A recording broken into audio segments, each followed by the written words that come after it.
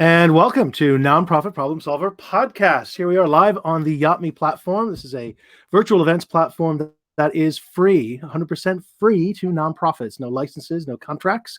It's a great way to host an event or create a hybrid event to partner with your live event. So thank you to the folks at YachtMe for hosting the Nonprofit Problem Solver Podcast week in, week out. And also to PodPro Audio that makes professional podcasting easy.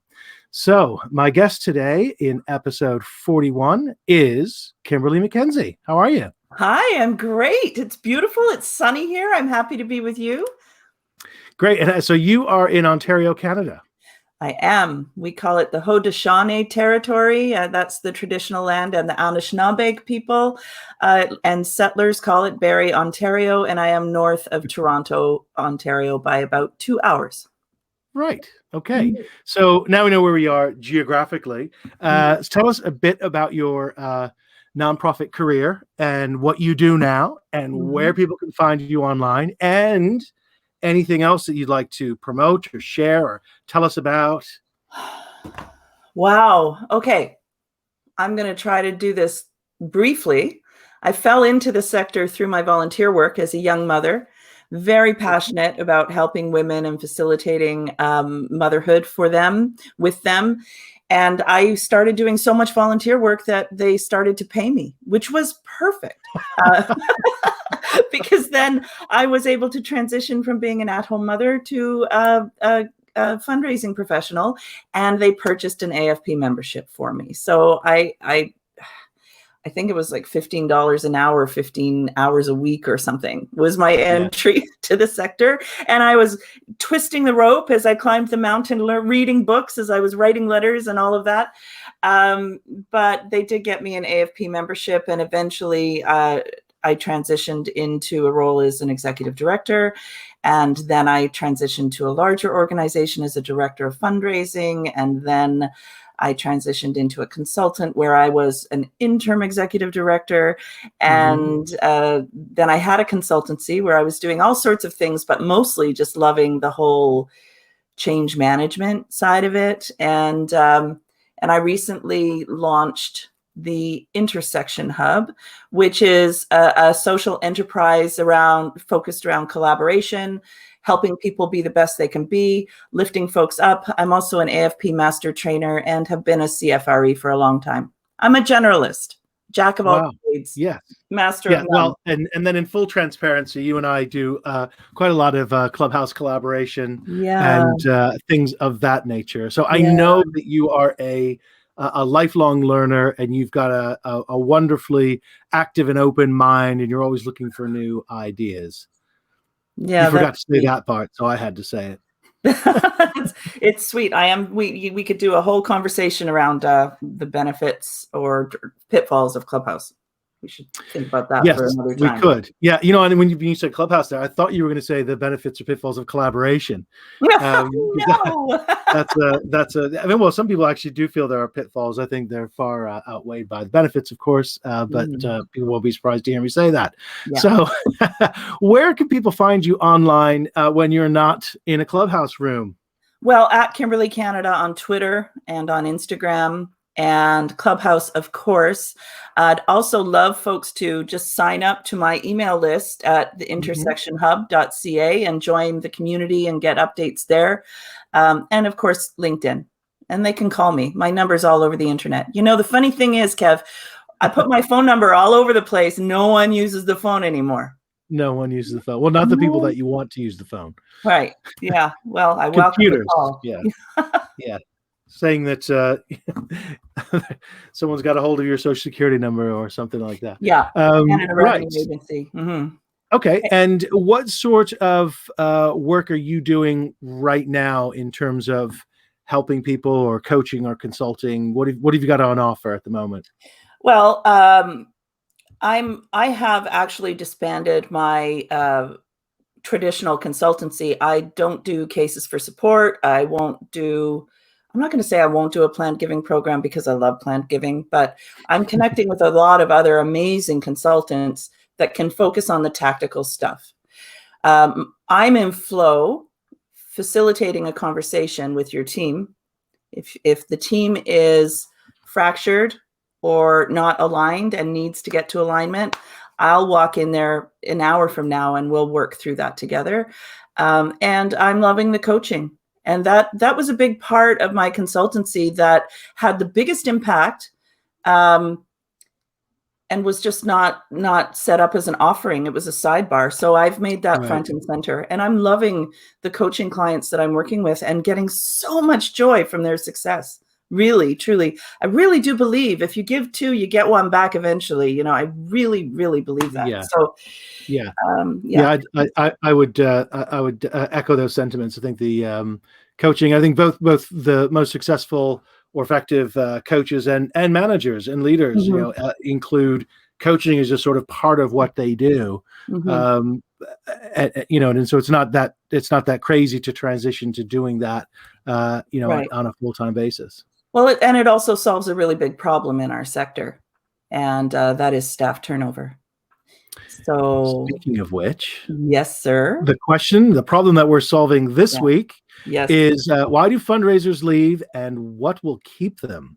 So let's talk about the problem first. Yeah. I mean, open up any, I nearly said newspaper, showing my age. But if you look at or click to navigate your browser to any sort of job carrier pigeon postings, there's clearly a lot of churn, particularly in the fundraising side of nonprofits. Yes.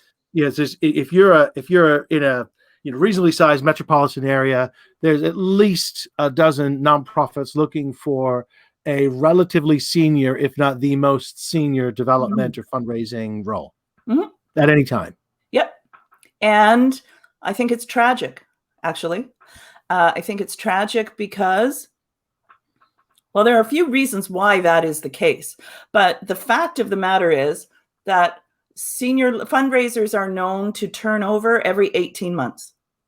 And someone told me last week that it was actually 14 months, but I haven't been able to verify that with any data. So I'm still going to go with 18 months because there's a good research paper out on that.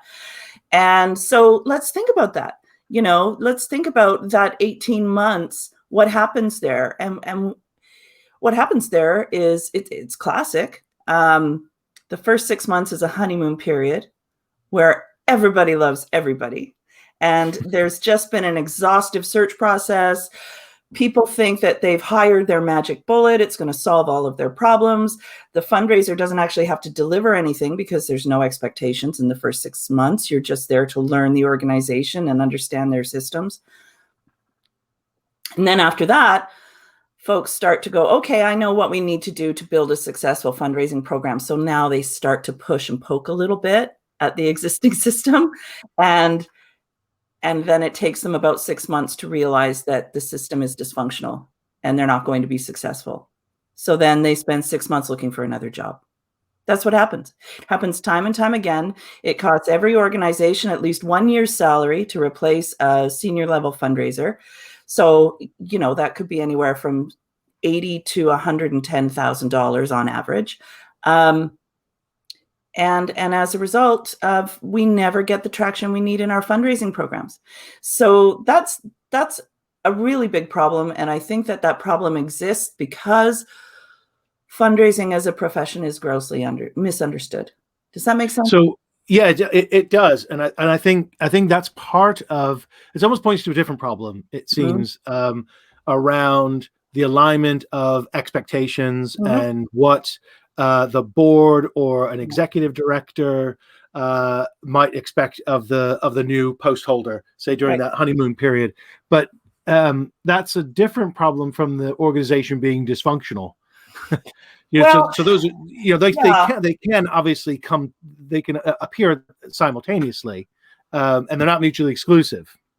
I think that it's really easy, in all due respect, I adore you. It's really easy for us to paint a broad brushstroke and say, oh, the organization is dysfunctional. Let's instead ask ourselves, how can we as leaders in the sector function better to create a successful outcome? And And that, I think, hinges on the relationship with the executive director, on how we approach our job, and leading with grace and humility and curiosity and being more human forward in how we approach this profession. I think there's a Compass Point did a fabulous paper on fundraising effectiveness and the state of change in staffing and retention. And their research, which was very comprehensive, and I'm happy to share a link to that with you, it's still the best report out there, said that 43% of executive directors think that their fundraising is effective. That means that 57% of executive directors in a $470 billion sector think that fundraising is effective. Is not effective. Is not effective. Is defective. Is defective. Like, think about that. And 51% of fundraisers say they're leaving their job within the next 2 years. They're already planning the exit. So when it takes 24 months to develop, I'm on a bit of a rant, Kev. When it takes 24 months to realize a leadership gift or a significant gift or build a major gift program, and our fundraisers are leaving the sector in 18 months, that's a problem. And if we fix that problem, we can fix fundraising. Yeah, so I think you're right. We can make broad sweeping statements about organizations being dysfunctional. We need to approach it from a different perspective. But I think, again, you've pointed to what I think is a bit of a landmine around the relationship with the executive director. And I think it works in a couple of ways. The obvious one is when the director of development or director of fundraising, however that post is titled, is a new position. Because they're really extracting from the executive director a massive chunk of that executive director's previous role. And in creating that role, a lot of things can go into creating that role. Externally, I think, oh, that's a great sign. They're moving on. They want a dedicated resource to it. That's what a board member might think. But the executive director is saying, like, have I not been good enough at it? What there's all sorts of things. Is this person going to be, after my job? All sorts of dynamics going on. With the best will in the world, that relationship will take at least that honeymoon period of 6 months to bed in, right? Absolutely. And that's because we're all humans and we're a hot mess. Right? Like, we are. Can we just admit that? Nonprofit problems are human problems. Amazing. Yes. And so, I mean, we really do need to approach this challenge from the evolution of the organization that we're in. Yeah. That's a great perspective, because even if the role is not new, given the dynamics of this churn that we're talking about, and the time it's been, the time that may have lapsed since anyone was in the post anyway. Can you imagine an executive director where you've cycling through directors of development, and maybe you've been through 3 over the course of, say, 5 years? You're constantly straddling that role, because it can't be not done, that work. Right. And yet, clearly, if your fundraising system has not been able to get traction and you've had that kind of turnover, it's sort of like, it's like going to the dentist. You don't really want to do it, but you need one. And so there's this stigma attached to what it takes. Hiring a fundraiser does not solve systemic problems in the organization. No, hiring a fundraiser does not solve fundraising problems, never mind systemic problems. Everything else. Right. So it does say something about the executive director, doesn't it? If they've cycled through 3 fundraisers, or it says something about their recruitment policies or their board or something. Well, I think it also says a lot about us. It says a lot about us. So let me tell you a short story. Are we talking all day? Are we just going to keep this going all day? Like we can't. I mean, we've got inside of an hour from whenever it was we there's started. so much to talk about. Yeah.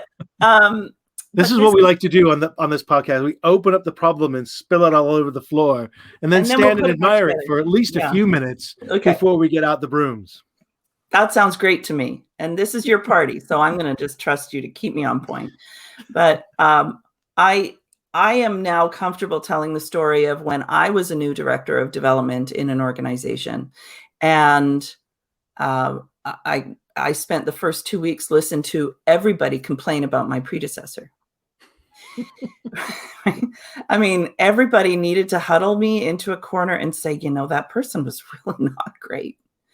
And I was, I call it saying, you're not like that, are you? Yeah. Well, it's like there was a lot of pressure on me to fix that. And I wanted to live up to that expectation. So I walked around like a bull in a china shop, right? This is wrong. That's wrong. You're wrong. Eventually I had to say to everybody, okay, let's draw a line under that relationship. We're going to move forward here. And then I thought leadership was changing things. And of course, that created a lot of emotional conflict with my executive director, which made it even worse. Yeah. So the expectation that I'm going to walk in with a suitcase full of money, that nobody else is responsible for fundraising success, and my ego around, well, I better puff myself up really big so that I can meet the expectations in front of me. That's incredibly stressful. And so then there's tension in all of your relationships. So I almost lost that job, but eventually, I mean, there was a lot at risk for me and for my boss at the time. And so we sat down and we had a very candid and honest conversation, a real human conversation of, okay, this is not going well. We need to fix this, because if you and I can't figure out how to work together, then none of our objectives, we're all going to lose. Right. So how do we get to that win-win? And so being brave enough, being humble enough to go in and say, let's solve this. And then we can go out and lead all of that. Yeah. It's also, it's having the, as you said, the humility and the courage in some senses to start at your own front door where the problems are. It's very easy in our sector to blame lots of external forces. Absolutely. But and we have on that point, like, let's just think about the beautiful role of a fundraiser in an organization when it's working really well. Because, long story short, I stayed there for 5 years. We did incredible things. Their fundraising program is still off the charts. It's my proudest, one of my proudest moments. I've since done that with a few other clients. But on a positive note, we are in this beautiful position where the fundraiser has touch points with everybody within the organization. We have influence over the board. We have influence over senior volunteers. We have influence over program staff. We have influence over all the administrators. We have influence over the beneficiaries. We get to do interviews with them and learn about the impact. Like we have so many touch points. And if we can if we potentially, I mean, I think that's a description of potential. But I mean, let's face it, part of the churn associated with this sector, this particular role within the sector is fit. Not everybody is actually fit to approach fundraising in the way that you described. And there may also be a question of fit between a person's approach to it and the organization that they're in. Well, sure. That's possible.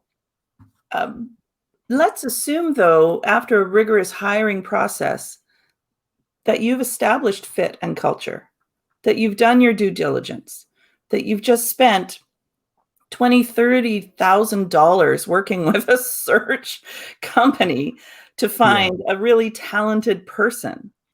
And then you walk into the organization and depending on how we approach it, it can be a real challenge to bring folks on side. So again, I think that that it's always better if it's better for personally, for individuals, it's better for the organization, it's better for our sector if we can try to find a way to keep fundraisers in their job. And in that example, I could have said, I don't fit. We're two strong women. We don't like each other. Yeah, right? of course. But instead it was like, okay, Adam Grant talks in his book, Rethink, he talks about emotional conflict versus task conflict. And if you can set aside the emotion and go, okay, clearly they thought I was talented enough to work here. Clearly they respected me. We all thought it was a good decision. Yeah. This is not personal.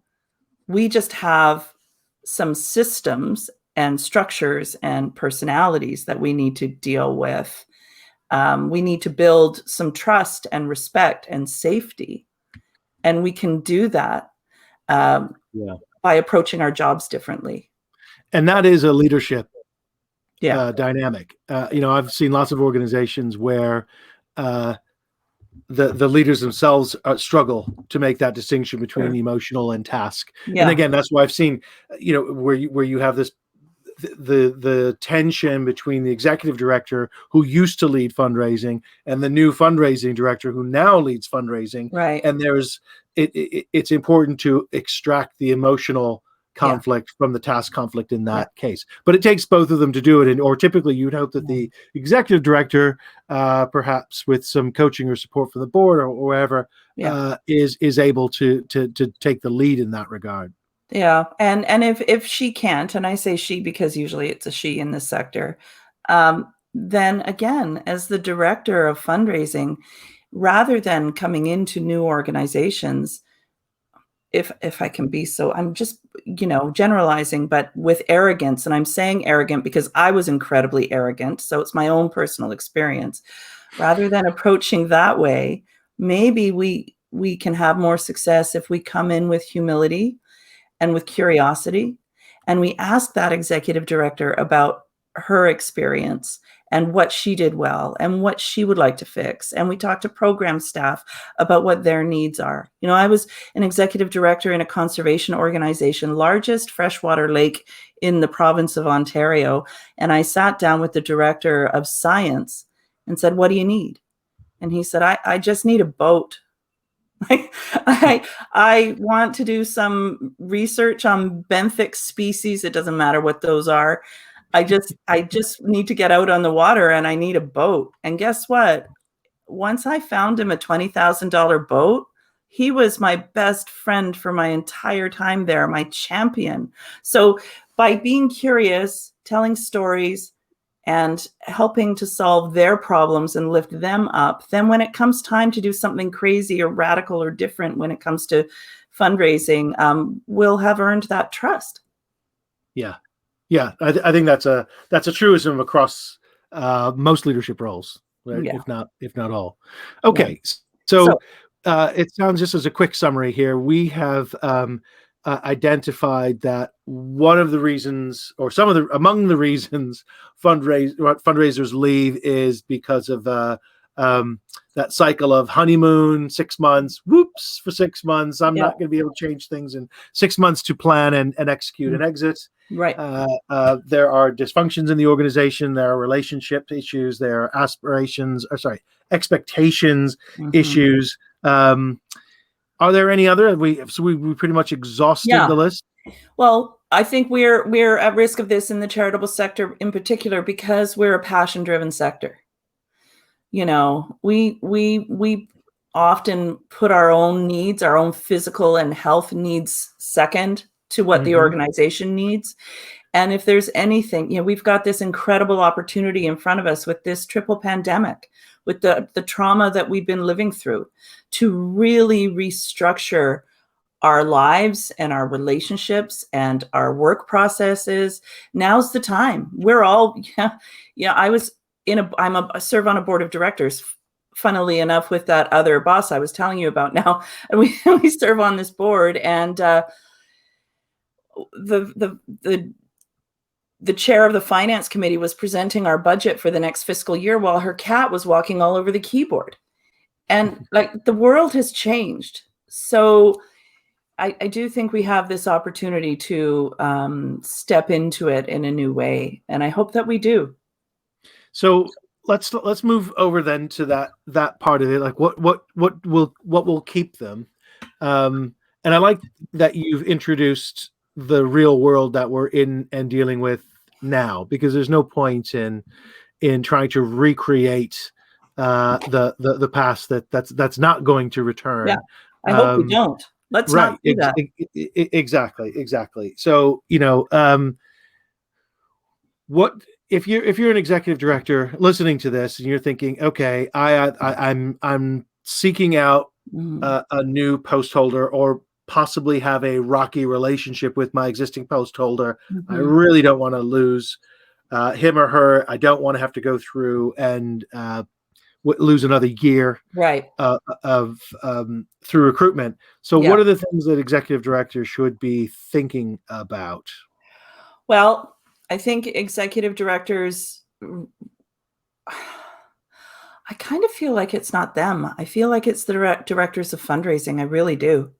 I feel like we're the ones who can be curious about building an alliance with the executive director.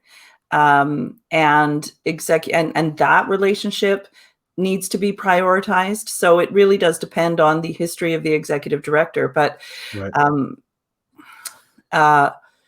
building a collaborative and human forward culture, I think if I was leading an organization now, I would really want to do some work on that. And this is just slightly off topic, but maybe our next conversation can be about this. As we move into this new normal, I would love every single organization to revisit their strategic plan. And I'm not saying spend $60,000 to hire a consultant, but just take a pause, pull it out, read it, and say, okay, 2 years ago, our strategic plan, we were going to go in this. Now we've lived through this. Does that still make sense? Let's get the team together and do a SWOT analysis around our experiences over the last couple of years and how we managed to deliver our programs and what happened to our fundraising. And let's keep what's working and what's not working. So that is another whole thing. But then, as fundraisers, we can approach our jobs differently. We're not there to rescue an organization. We're not there to be a savior. We're there to influence rather than make change. We're going to influence change. We're going to lift people up around us, build relationships with our colleagues. It sounds so simple, but Kev, it's not being done. It's not. If it was being done, we would not have the turnover rate that we have. So we need to approach our jobs like Mr. Rogers. We need to be the helper. I don't know if you know. Oh, you are American. You know who Mr. Rogers is. Yes, I know Mr. Rogers well. So, and then as executive directors, we could building that collaborative environment and really helping your team understand the difference between emotional conflict and task conflict. Yeah, I like that. And there's the obvious one of investing in professional development. So that's not just sending your team to a conference. We need to see this as building it into our work week, not sending them away and expecting them to work while they're gone, but really valuing ongoing learning and curiosity about how our entire sector is changing and shifting at this time, and then translating that learning into action when we get back. So when we do go away and we hear a case study about an HIV/AIDS organization and we're working in an environmental organization, let's stretch ourselves a little bit to go, how do I translate that case study into what might happen here? And how can I help the team try some of these things? And if there is a trusting and safe, innovative culture, then people are going to want to do some experimenting. Yeah, I think that's right. I do wonder how many directors of development, directors of fundraising feel that they can drive cultural change. I know you've laid out the way that that people in that role can influence every part of the organization, but they have to feel, if not actively invited, they have to feel that they're not treading on too many toes. I mean, they may have to tread gingerly in order to do that. Start small, and so Yes, and that's the power dynamic. Taking a moment to sort of assess the power dynamic in the organization and building those alliances early. And so maybe the receptionist is the person who has all the power over the CEO and all the influence over the CEO. Then you bring that person a cup of coffee every morning, right? So let me rephrase it in a different way. Tell me if I've got this right. If you are entering a new role, or you're in a possibly fractious situation as director of development, the first thing to do is recognize that what's going to make you successful is this open collaborative culture. You've got to work on the culture. If that's not there, if it is there and you're still failing, that's a different problem. Right. But if really, you need to be thinking of playing a role, perhaps managing upwards to the ED if the ED is not leading on this type of cultural transformation, or hasn't set that culture going forward, and take a genuine, honest assessment of how to build that, at what pace, what speed, what direction, what your strategy is going to be, who you're going to work with, to start to inculcate some of those behaviors, some of that openness that you really need to see, even though you may be a team of one. You need to speak to lots of other people, both inside and around the organization, sort of close partners, board members, and so on. Does that make sense? And if the power dynamic is such that you don't have access to the chair of the board, for example, or the director of programs isn't going to take a meeting with you because they don't respect your predecessor, then we can, there's 4 easy steps. It's, first of all, tell a story and tell a compelling story about when it worked to your CEO or that person with the power who can influence the other people, and ask, wouldn't it be interesting if we try to do a little bit of that here? Would you be willing to help me with that? And then making training around that part of ongoing conversations with the rest of the team. And again, using the stories to say, what would happen if, when you're out in the field, you have a conversation about folks becoming a supporter of the organization? What would that conversation look like? How could you manage that? And why is that important? And then building the systems and structures. So if they need to have a little card that talks about why the organization is worthy of support, or whatever it is, how to take a donation on the phone, building those structures to help it make it easy for people because they don't know. And reinforcing when somebody does something really great, reinforce those actions and just slowly create that shift. And it takes time. So we can't leave our jobs within 18 months. Yeah. And the other piece, there's 2 other pieces when you ask, what can an ED do to keep their staff? I think we need to provide mentorship to junior staff and prioritize that during the work week. It's one thing to say, oh, yes, you should participate in this mentorship program, but you can't leave your work day to go and do it. You got to do it on weekends. Do it in your own time. Yeah, no, we're going to defend that. We're going to be champions for the fact that if you have a mentor for your junior staff or a mentorship program, that's going to save you as an executive a lot of time. So invest in that. And then I have to say, because I have to say that corporations do this all the time. Consider a coach for your leadership team. And that will save you a lot of time, because if they can have private conversations around their hot mess of a life with someone else, then they can put together a plan to be successful in their work. And I just don't think that we can, I think we need to talk about that more as a formal part of helping organizations keep their staff. Yeah, I think that's true. And I'll just make another plug for coaching in that, or particularly in that, having a coach for a team. I've seen this work really, really well. And it works for the individual executives in 2 ways. One, it obviously gives them a direct, confidential ear about the work that they're doing and about the team dynamics to someone who can see and who can observe and so on.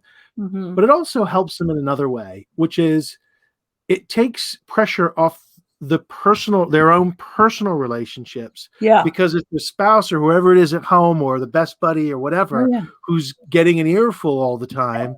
of the frustrations that this person has.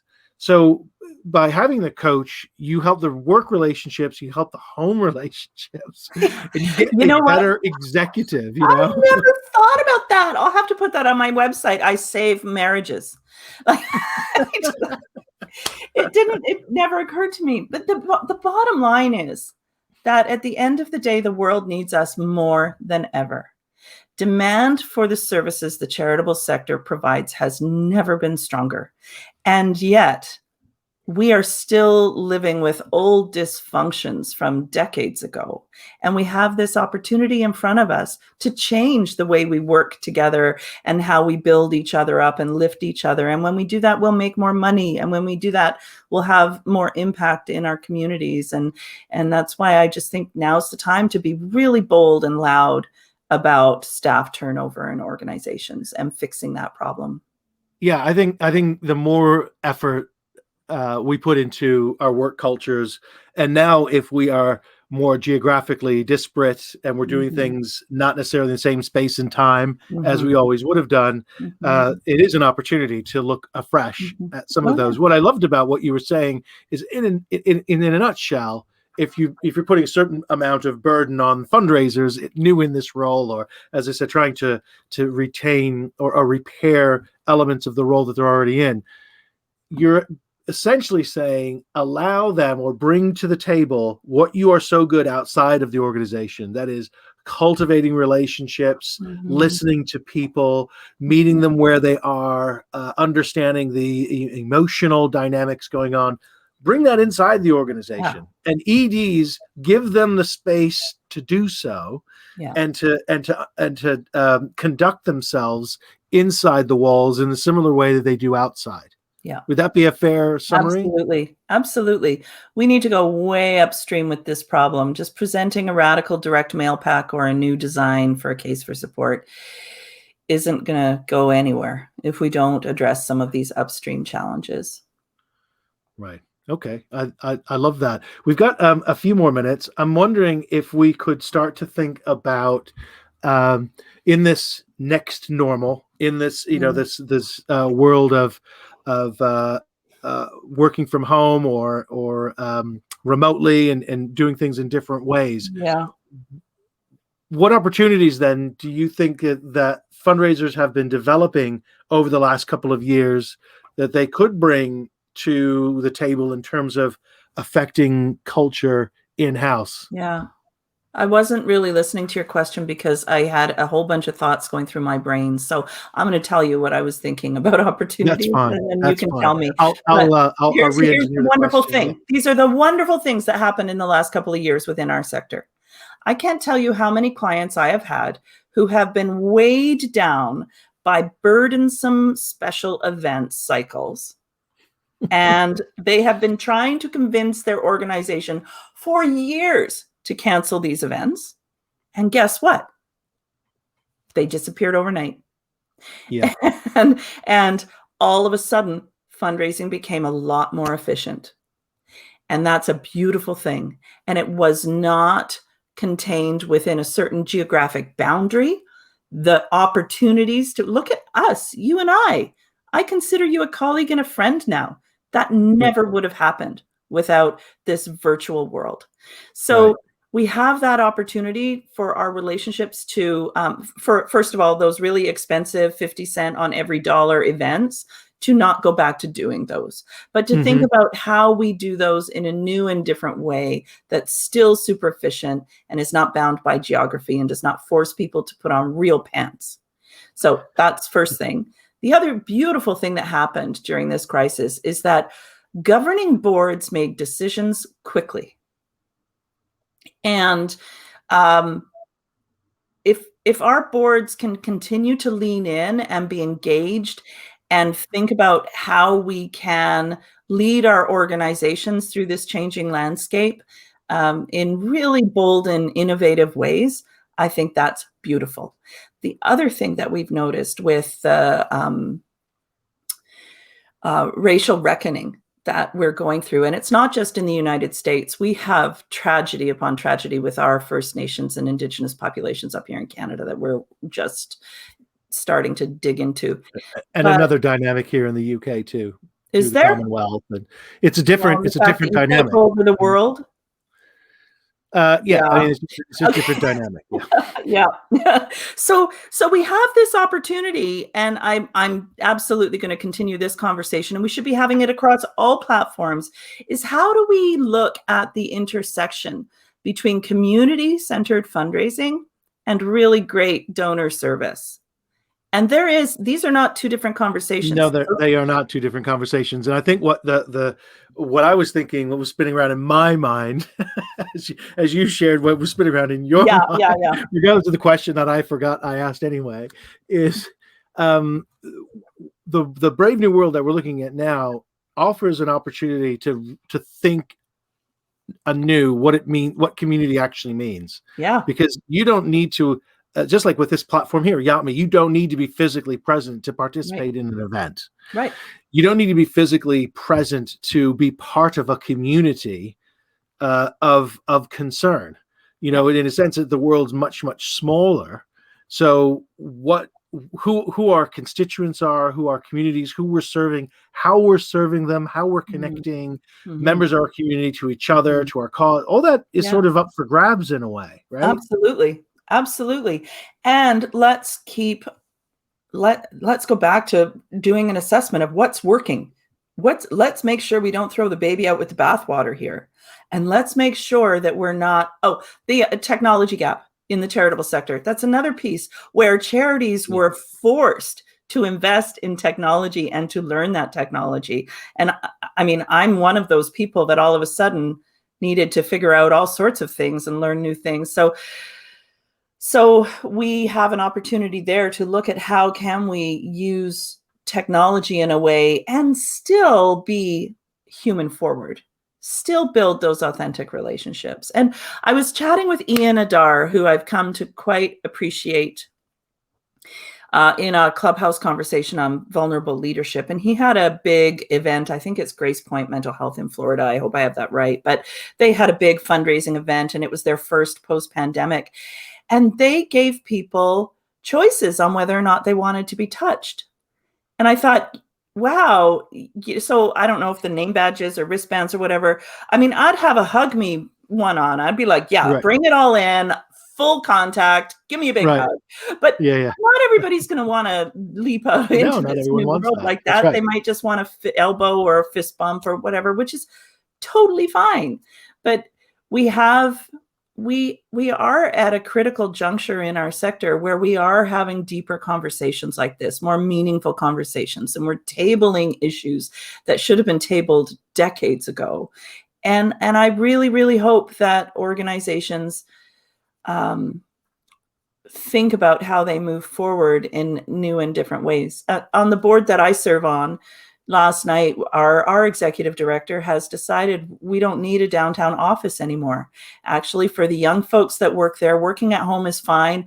Working at hours that are more convenient for them is fine. And we'll find some kind of a hybrid where we do intentionally gather in person in the future. But we don't need to be constrained by that old expense and that old structure. Right.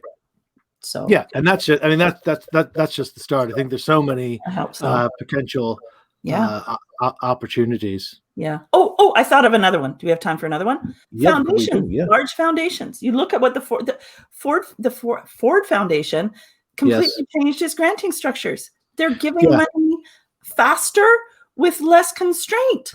Well, that's what I think. That's what I think we've proven. Anyway, one of the real sticking points, whether you're on the giving side in large foundations or whether you're on the delivery side in the service side of programmatic side of nonprofits, you know, and I know you do a lot of work with boards. They have been notoriously slow at making decisions. Or the board chair is so quick with the ED and then and excludes everyone else because that's how they work at speed. I mean, that's not a great dynamic either. Right. But what COVID has taught us is that we actually can make good decisions quickly. We actually can consider a lot of options within the context of uncertainty and not be far wrong. I mean, Absolutely. come So on. this idea, we were so risk adverse as a sector, but when Yeah. risk is, jumping on us, we can respond, but maybe we can be proactive now going forward. Well, I mean, in a sense, the risk aversity is a strange one in nonprofits because we're dealing with entrenched social problems. Yeah.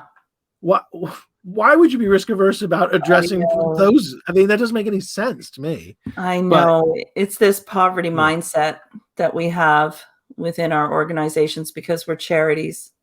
And again, let's just in the US alone, $471 billion of the economy is wrapped up in those charities. We need to lead them with, we need to lead, and our boards need to do it. Our executive directors need to do it. In Canada, it's only 10.6 billion or something. That's all. But it's 8% of our gross domestic product. 8%. Right. So we have a lot of work to do to improve a lot of those systems. And we should be proud about it, and we should be bold about it, and we should be innovative and not apologetic. And no, I don't think so. I think one of the key distinctions between for-profit and nonprofit, and listeners will know I make this distinction, and I've made it on, on Clubhouse, is that in for-profit, you provide a good or service in exchange for money. It's basically, one channel of communication, whereas in nonprofits, we provide our programs and services to one community with a set of partners and information and language and so on. And then completely separately, we have to generate revenue with a different set of partners and language and activities and so on. And really what we're talking about is the people who lead that as fundraisers. It's so vital to the health of the sector that, we have to get it right. Mm-hmm. Yeah. We are at the center. I might get in trouble for saying that. Okay. But I do think, again, the point that we are at the center of the organization in terms of all the touch points we have and influence we can make. But we need to not see ourselves that way. And that comes, that's be the helper, the servant leadership that I'm talking about. If we're there to help everybody else in the organization be successful, we will be successful. Yeah. Yeah. No, I think the fundraiser is in a sense the key enabler to so many other things without having the burden of the overall leadership of the CEO or ED. Right. And yet we can't be arrogant about it, because if we are arrogant about that, and if we do take that for granted, and we do walk we'll be gone in 18 months.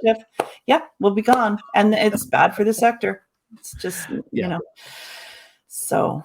It's bad for the profession within the sector, I think. Sorry, I wasn't listening to you very well. It's bad for the profession within the sector. Absolutely. The fundraising. And it's too important to screw up. Like, it's just too important. We should be doing better. We should. Well, the for-profit sector spends so much on marketing and sales, right? For a reason, know. Yeah. Right. Yeah. So I'm publishing a podcast with a woman who I worked with when I was working with a client, and she's a 7-figure donor, and we were working on a large campaign strategy. And they don't like to think of their philanthropy as giving money away. She very much talks, and her husband talks about it as a social investment. And they expect a return on that investment. And they will hold the charity's feet to the fire to get the return that was promised to them. And I think that that's a really healthy way of expecting more from organizations, and the organizations that they work with deliver on that. So if someone's going to give you a 7-figure gift, and they're going to hold your feet to the fire to be accountable and have impact as you promised, then you're going to do it. And it was interesting to me to have that conversation with her and think about it from that perspective. And it just goes back to this idea that we're charitable, Yeah. Again, that's that's another soapbox we could get on quickly, but we've run out of time for this one. But let's, as I thank you, remind everyone where folks can find you online if they want to reach out to you. Well, at Kimberley Canada on Twitter, and intersectionhub.ca. Please join the community. I would just love that. I'd love to have 5 more people subscribe to my email list as a result of this conversation. That would be a win for me. And on Clubhouse, I'm doing 4 weekly rooms on Clubhouse, and I think that there's extraordinary potential for social audio apps. I believe that Clubhouse is the one that people are going to get aligned around, but I know that Locker Room has turned into Green Room, and Facebook has one now, and Twitter Spaces. LinkedIn too. Yeah, but I'm on Clubhouse because that's where I'm having deep, meaningful conversations, and I would love folks to join us in those. Yeah, we have a great time on Clubhouse. Yeah. Okay. Well, thank you so much. This has been episode 41 of the Nonprofit Problem Solver podcast. Thanks to my guest, Kimberley MacKenzie, and also to Yotme as host, and to PodPro Audio. We'll see you next Wednesday at 11 Eastern. Thanks, everyone. Bye.